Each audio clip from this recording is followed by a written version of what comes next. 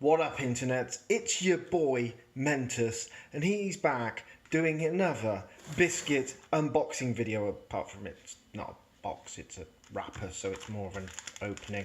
Anyway, these are Co-op Bourbon creams, and I'm a bit worried about them, to be quite honest, because those Bourbons are rather light.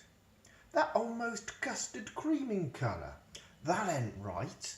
So we're going to open these up and find out if the Bourbon is the right colour. So pardon I, because I'm trying to do this with a knife while holding the phone, which never goes well, will it? There we go. We can open the back with one hand because I am that skilled. Oh yes, I am. No, I'm not. Yeah, there we go. Right, here we go. The moment of truth. What colour are these Bourbons? Are they the chocolatey goodness we deserve, or do they look like this?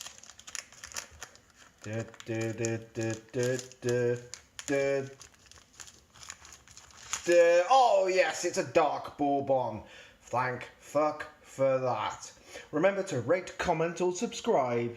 I've been your boy Mentus, and I'm going to eat a biscuit. Mmm.